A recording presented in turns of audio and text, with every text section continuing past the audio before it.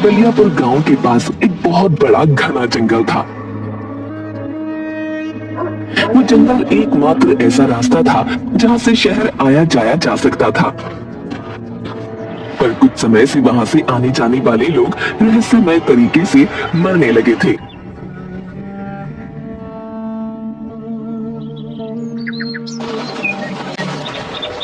अरे चंदन, तूने सुना? चंदनपुर गांव का जुगनू पिछले 4 दिन पहले शहर गया था, पर उसका अभी तक कोई ठिकाना ही नहीं है। हाँ, आजकल तो जंगल में कोई भी जाता वापस फिर नहीं आता। अब जाने कौन सी आफत आने वाली है। ऐसा तो नहीं कि जंगल में कोई जंगली जानवर आ गया है?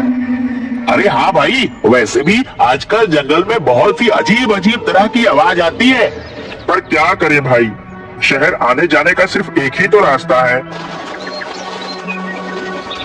एक दिन रतन अपनी साइकिल से शहर अपने काम पर जा रहा था। बस किसी तरह जंगल का रास्ता निकल जाए। जल्दी चल रतन, जल्दी। तभी उसे एक जंगली जानवर की आवाज सुनाई दी। हे भगवान, इतनी खतरनाक आवाज! यह कौन सा नया जानवर आ गया है इस जंगल में? चल रतन बेटा चल, जल्दी जल्दी जंगल से बाहर निकल ले। फिर रतन अपनी साइकिल को और तेज चलाकर जाने लगता है, पर अचानक उसकी साइकिल की चेन उतर जाती है। वो साइकिल को ठीक करने के लिए उतरता है। अब जल्दी जल्दी साइकिल को ठीक कर लेता हूँ, नहीं तो जाने वो जानवर मेरा क्या हाल करेगा। वो साइकिल को ठीक करता है। उसी वक्त पीछे से कोई आकर पकड़कर उसके कंधे से उसका सारा खून पी जाता है। पास से बसंत और चंदन गुजरते हैं। रतन को देखकर बसंत और चंदन रतन के पास जाते हैं। अरे भाई, ये तो रतन है ना? हे भगवान, उस जानवर ने इसे भी मार डाला। फिर दोनों उसे उठाकर गांव ले जाते हैं।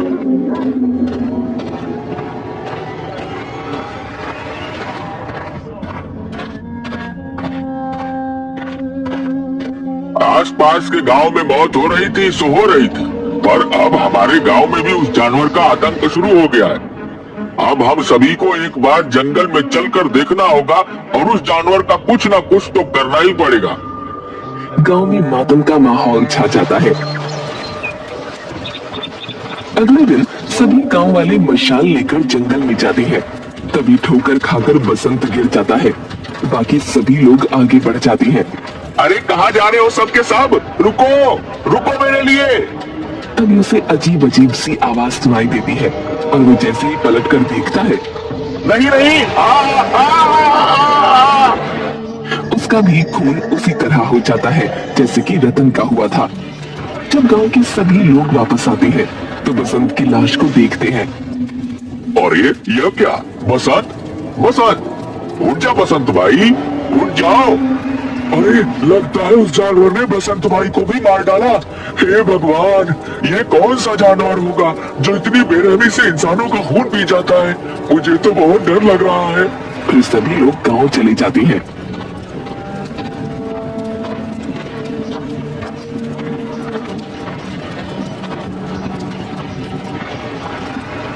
सब लोग गांव की चौपाल पर बैठकर बातें कर रहे होते हैं। मुखिया जी, अब तो हमारे गांव में भी मौतें होना शुरू हो गई हैं। हाँ भाई, अब तो कुछ करना ही पड़ेगा, पर जब तक कोई रास्ता ना निकले तब तक जितना हो सके उस जंगल के रास्ते में मत जाना। अरे पर मुखिया जी, गांव से बाहर जाने का सिर्फ एक ही तो रास्ता है। ये तो ऐसा हो गया है मानो आगे कुआं और पीछे खाई। अगर शहर नहीं गए तो भूखे मर जाएंगे, और अगर गए तो वो जानवर हमें खा जाएगा। अब तो बस एक ही रास्ता है, हम सबको मिलकर उस जानवर को मारना पड़ेगा। अरे पर हम सब गए थे उस जानवर को ढूंढने, वह तो हमें मिला नहीं, और बसंत की जान गई वो अलग। तभी खून से लथपथ हालत में मंगलू वहां आता है। अरे मंगलू, ये तेरी हालत कैसे हुई? अरे नहीं भाई, वो कोई जानवर नहीं है। फिर कौन है? अगर कोई जानवर नहीं है तो बता मुझे, मैं अभी उसका छठी का दूध निकाल कर आता हूँ। अरे भाई, वो तेरा छठी साथी ही सभी का दूध निकाल देगा। क्या मतलब? अरे भाई, मैं शाम को शहर से गांव आ रहा था, तभी मेरे सामने एक विशाल काट डालो।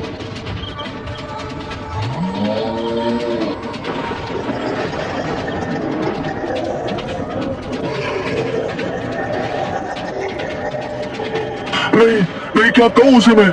मुझे तो कुछ समझ नहीं आ रहा। उसका सर इंसान का और शरीर जानवर का। उसके लंबे लंबे दांत, उन्हीं दांतों से वो इंसानों का खून पी जाता है। उसने मुझे पकड़ लिया और इतना कस कर पकड़ा कि मैंने खुद को बचाने के लिए मेरी पूरी ताकत लगा दी थी। फिर भी मैं उसके चंगुल से बच नहीं पाया।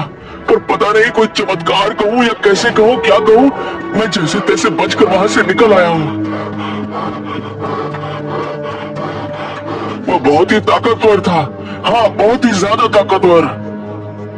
तभी वहाँ पर एक पागल औरत आ जाती है जो चिल्लाती है, वो आ गया, वो फिर से आ गया, अब तुम सबको मार डालेगा, हम में से किसी को नहीं छोड़ेगा, कोई नहीं बचेगा, वो किसी को नहीं छोड़ेगा। हाँ तुम सब मरोगे, सबके सब मरोगे। ऐसा कहकर वहाँ से वो जाने लगती है और जोर जोर से हंसने लगती है।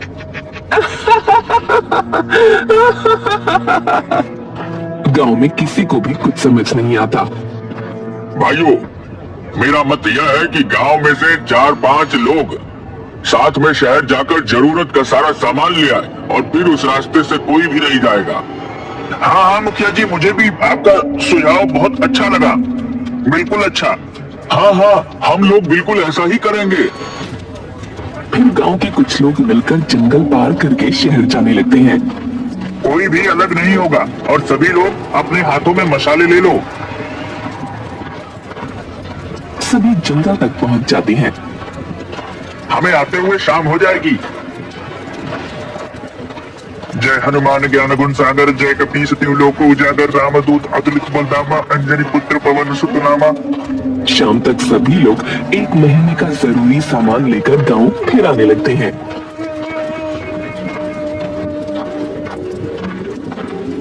आते समय सभी लोगों के सामने एक विशाल काय आदि मानव आकर खड़ा हो जाता है।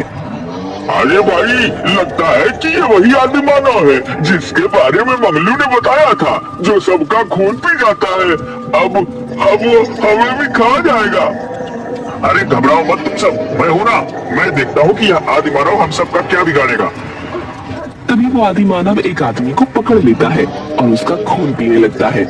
बाकी सभी लोग उस पर पत्थर मारने लगते हैं। छोड़ छोड़, उसे छोड़। वो आदि मानव और भी ज्यादा गुस्से में आ जाता है। उसने जिस आदमी को पकड़ रखा था उसे वो दूर पेड़ के पास फेंक देता है। अरे चंदन भाई, अब हम क्या करें? यह आदि मानव तो और भी ज्यादा गुस्सा हो गया है। अब यह हमें से किसी को भी नहीं छोड़ेगा। अब तो हम सभी गए। और उन सभी के पास आने लगता है। वो आदि मानव सबके पास जा रहा था पर चंदन से डर रहा था। अरे ये आदि मानव मेरे पास क्यों नहीं आ रहा? फिर उसे ध्यान आता है कि उसके हाथ में मशाल है।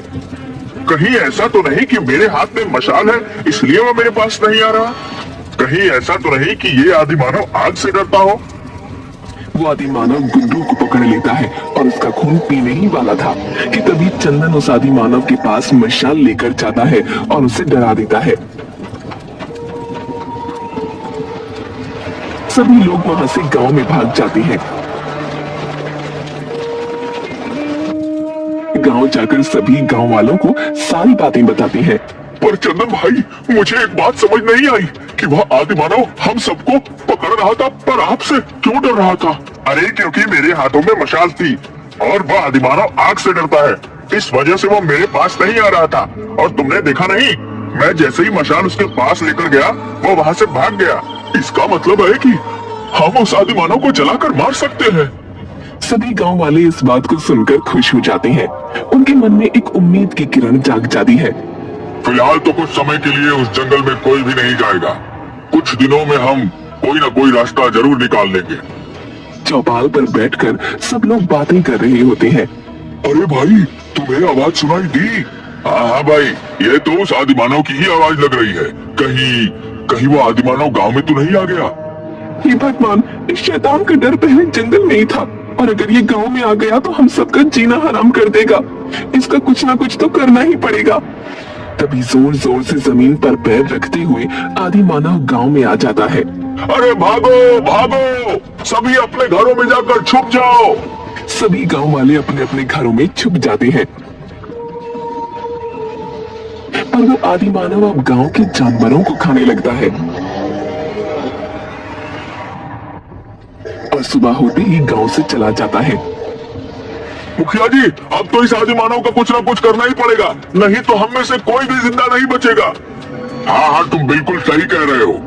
अगली शाम को भाई चंदन, लगता है वो आदिमानव आज फिर आएगा। अब तो वह हमारे गांव के जानवरों को भी मार कर खा रहा है। अब वह हमें से किसी को भी नहीं छोड़ेगा। अरे गांव वालों, कब तक इस आदिमानव से भागोगे? एक दिन यह हम सबको खा लेगा। तभी एक पागल औरत वहाँ आ जाती है।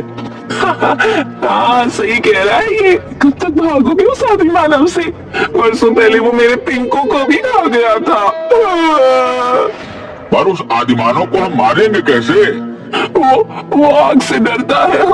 उसे किसी तरह से आग से जला सकते हैं। फिर वो पागल औरत सभी गांव वालों को तरकीब बताती है। फिर सभी लोग मिलकर एक गड्ढा खोदने लगते हैं। सभी लोग गड्ढा खोद लेते हैं और उस पर घास डालकर उसे ढक देते हैं। तभी फिर से आदिमानव गुर्राते हुए गांव में आता है। तभी गांव वाले इधर उधर भागने लगते हैं। फिर चंदन उस आदिमानव को और गुस्सा दिलाने के लिए उस पर पत्थर मारने लगता है और चंदन को देखकर सभी गांव वाले उस आदिमानव पर पत्थर फेंकने लगते हैं। वो आदिमानव चंदन को पकड़ने के लिए आगे बढ़ता है। तभी वो आदिमानव उस बड़े से गड्ढे में गिर जाता है। उस गड्ढे में वो आदिमानव जोर जोर से गुर्राने लगता है। फिर चंदन उस गड्ढे में मिट्टी का तेल डालकर आग लगा देता है और वो आदिमानव तड़प तड़प कर उसी गड्ढे में जलकर राख हो जाता है।